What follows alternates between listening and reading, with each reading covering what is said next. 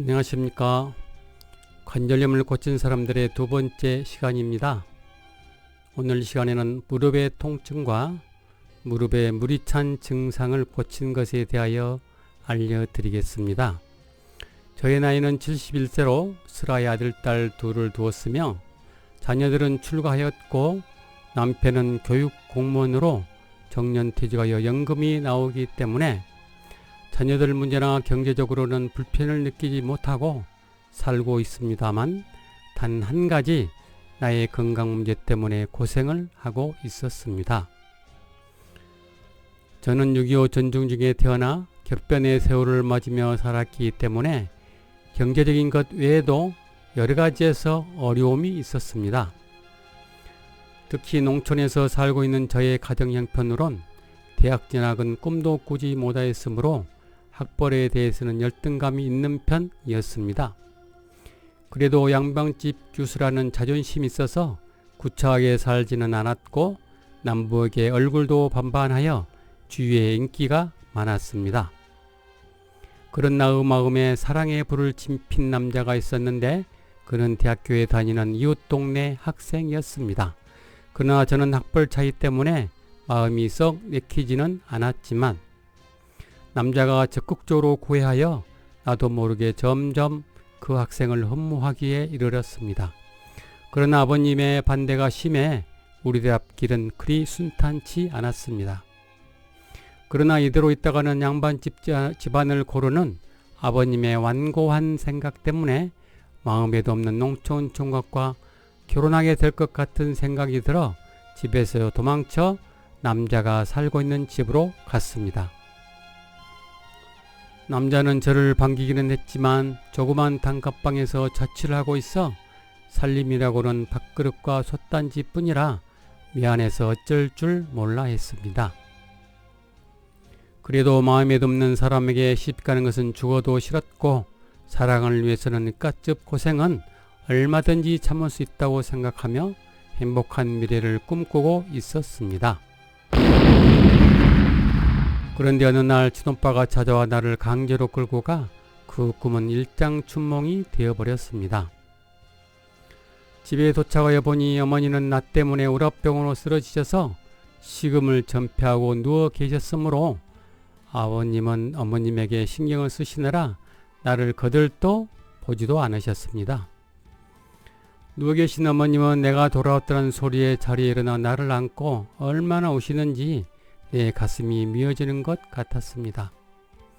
사랑도 좋지만 어머님의 건강도 염려되고 애틋한 사랑이 마음에 전해져 더 이상 억지를 부리면 안 되겠다는 생각이 들어 단념해야겠다고 마음먹었습니다.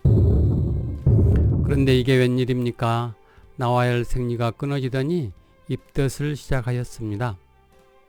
남자는 학생 신분이나 능력이 없었고 별다른 뾰족한 방법도 없어 맞아 죽기를 무릅쓰고 어머니에게 말씀드릴 수밖에 없었습니다. 그런데 어머니는 모든 것을 알고 있었다는 듯이 눈물만 흘리셨습니다. 자식이기는 부없다는 말이 있듯 아버님도 임신한 날을 어쩌지 못하시고 결국 결혼을 승낙하셨습니다. 시댁은 저희들의 신혼살림을 도와줄 만한 형편이 안 되었고 남편 또한 아직 학생 신분이었으므로 남편의 자취방에 이불하고 밥상만 갖다 놓고 신혼살림을 시작하였습니다. 그렇게 결혼하였으므로 여러 가지로 준비가 안 된 상황에서 큰애를 출산하게 되었습니다. 시댁과 친정은 저를 도울 만한 여건이 안 되어 친정에 친언니가 와서 도와주기는 했지만 단칸방이기도 하고 친언니 사정도 여의치 않아 일주일 만에 돌아가고 말았습니다. 언니가 가고 나니 살림도 엉망이고 빨래도 밀려 어쩔 수 없이 제가 모든 일을 직접 할 수밖에 없었습니다. 하필이면 그때는 한파가 맹위를 떨치던 때에서 물에 손을 넣으면 손이 얼 정도로 추웠습니다. 빨래하고 밥할 때 손에 찬물이 닿으면 손가락 마디가 뻐근하고 아플 정도였으며 무릎과 어깨에 한기가 들어와 시리고 저렸습니다. 그래도 남편과 아이를 위해서는 추운 엄동설안에도 집안일을 할 수밖에 없었습니다. 그러는 사이 남편은 졸업하여 중학교 선생님으로 발령은 받았으나 군대를 가야 했기에 나는 아들을 데리고 시댁으로 들어갈 수밖에 없었습니다. 그러나 시댁은 경제사정이 넉넉지 않은 상태에서 아들을 대학에 보내고 있었기 때문에 가정 형편이 어려워 제가 편히 집에 있을 여유가 없었습니다. 그래서 생활비를 보태기 위해 젖먹이 아들을 떼어놓고 몸으로 때우는 일을 하기 시작하였습니다. 그렇게 일을 한 지 3년이 지나니 남편이 제대하여 바로 학교 선생님으로 임용되어 저는 일을 그만두게 되었습니다. 어느덧 세월이 흘려 자녀들도 결혼하였고 남편도 정년퇴직하여 모든 것이 평안해야 할 나이에 나는 아프기 시작했습니다. 평소에 무릎이 시리고 무릎에서 뚝뚝 소리가 나기는 했지만 무릎은 아프지 않았기 때문에 운동을 하기 위해 등산은 꾸준하게 하였습니다. 그러던 어느 날 동창회 모임에서 꽤 장시간 등산을 하게 됐는데 그 다음날 무릎에 물이 차고 무릎 통증이 시작되었습니다.